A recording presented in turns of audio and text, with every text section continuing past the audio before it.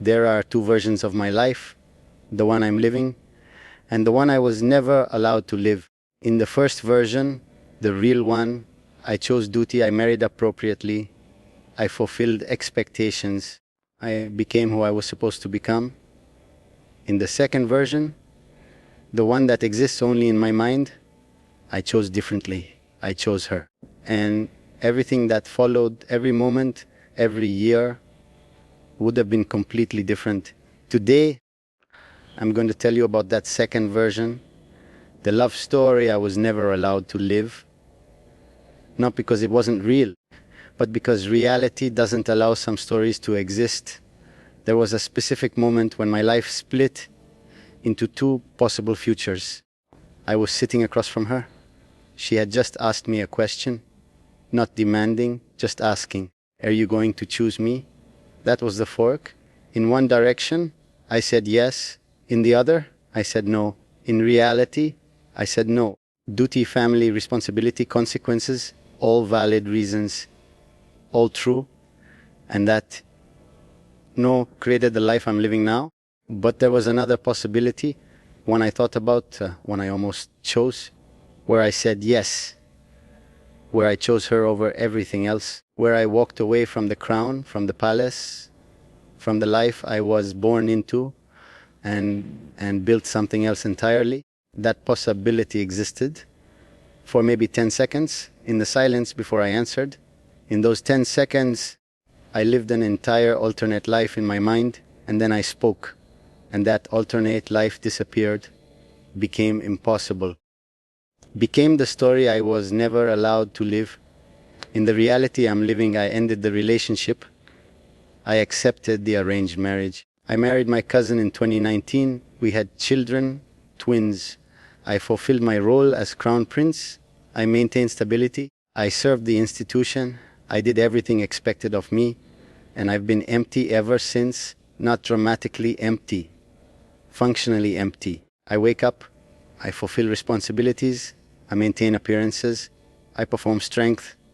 But I don't feel alive. I feel like I'm going through motions, checking boxes, surviving, not living. My marriage is respectful but distant. My children are loved but don't know me, not really. My role is fulfilled but doesn't fulfill me. This is the reality. Stable, appropriate, functional, and completely devoid of the feeling I had with her. The feeling of being chosen, of being seen, of being alive. That's what actually happened. That's the path I took, and I live with it every day. Not with regret exactly, but with awareness of what I gave up, awareness of the other path, the one I think about constantly in the alternate version, the one I imagine. I said yes. I chose her. I told my family I was walking away, not to rebel, but to live. The consequences would have been immediate. My father's anger, my family's disappointment, the loss of my title, the loss of my inheritance, the loss of everything I was raised to protect. But in that version, I accepted those consequences because having her felt more important than having everything else. In that version, we left. Not Dubai necessarily, but the palace, the structure, the life that was suffocating me. We built something small, simple, maybe abroad, maybe somewhere no one knew my name, where I could just be a man, not a prince, not a symbol, just a man who chose love over legacy. In that version, I woke up next to her every morning, not out of duty, out of choice. Every single day, I would have worked, not as crown prince, but as something real, something I chose, something that didn't carry the weight of generations. We would have had children, not heirs, just children who grew up knowing their father, who saw me as human, not as a role, who didn't carry the weight I carry. In that version, I would have been happy, not perfectly, not without struggle, but genuinely, because happiness comes from living a life that's yours, and that life would have been mine, fully, completely, without compromise. That's the alternate version, the one that exists only in my imagination. The love story I was never allowed to live, When I compare the two versions, the differences are stark. In reality, I have power, but no freedom. I have stability, but no joy. I have a family, but no intimacy. I have respect, but no connection. I have everything and nothing. In the alternate, I would have had freedom, but no power. I would have had joy, but no stability guaranteed. I would have had intimacy, but no institutional support. I would have had connection, but no public role. I would have had less, but felt more. The trade-off is obvious. In reality, I chose security over satisfaction, structure over spontaneity, legacy over love, and I gained everything material while losing everything emotional. In the alternate, I would have chosen the opposite: love over legacy, satisfaction over security, life over duty, and I would have lost everything I was raised to value while gaining the only thing that actually matters, the feeling of being alive. When I compare them honestly, the alternate version wins, not practically, but emotionally. Because what's the point of having everything if you feel nothing? What's the point of power if you're powerless over your own life? What's the point of legacy if you're not living while you build it? The alternate version understood that. The real version doesn't. And that's why I think about it constantly. The alternate version haunts me because it was possible. It wasn't fantasy. It was a real choice. A choice I almost made, a choice I could have made, but didn't. If it had been impossible, if choosing her was never an option, I could accept that. But it was an option. For 10 seconds, in that moment of silence, before I answered her question, it was real. And I chose against it, not because I didn't want it, but because I was afraid of disappointing my family, afraid of losing my identity, afraid of being seen as selfish, afraid of the unknown. So I chose safety, and safety gave me everything I didn't want and took everything I did. The alternate version also haunts me because I see glimpses of it in other people's lives, people who chose love over duty, who walked away from expectation, who built lives that were smaller, but I see them and I wonder, would I have been happy like that? Would I have regretted it? Would I have missed the power? I don't know, but I suspect, deeply suspect, that I would have been happier, not easier, but happier. Because happiness doesn't come from having everything. It comes from having what matters. And what matters, what always mattered, was her, not the crown, not the title, not the legacy, her, and I chose against her. That's why the alternate haunts me, because it wasn't impossible, it was just difficult. And I wasn't brave enough. Living with the ghost of an unlived life costs me daily.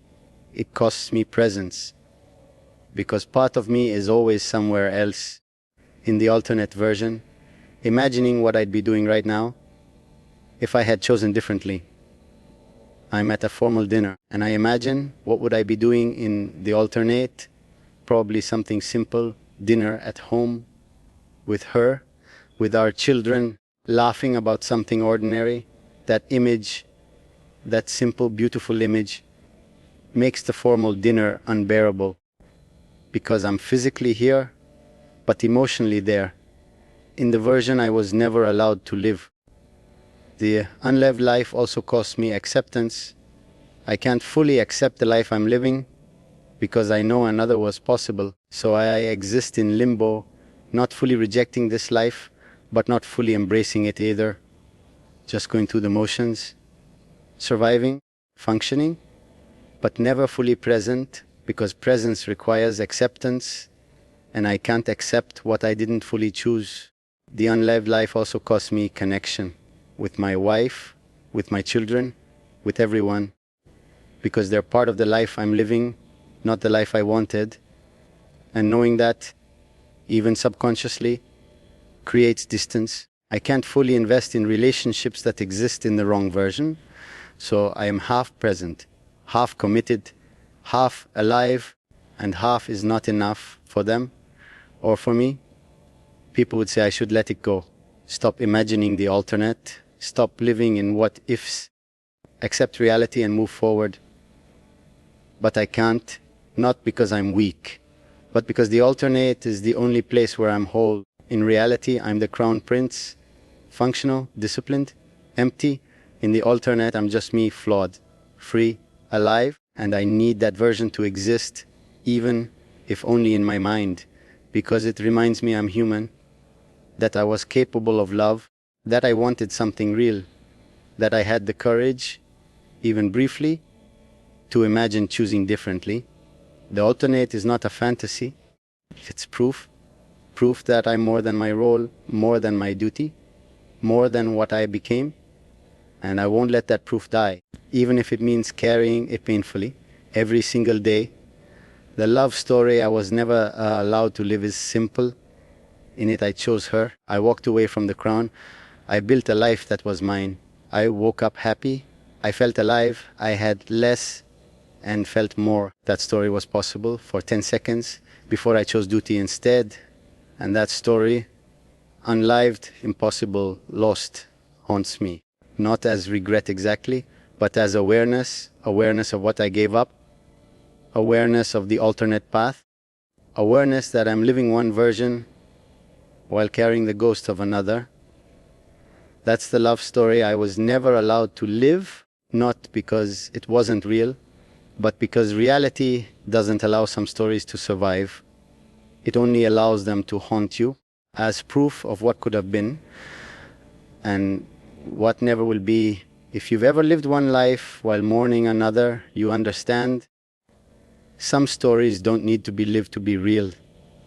They just need to be remembered as evidence that you wanted something different, even if you weren't allowed to have it.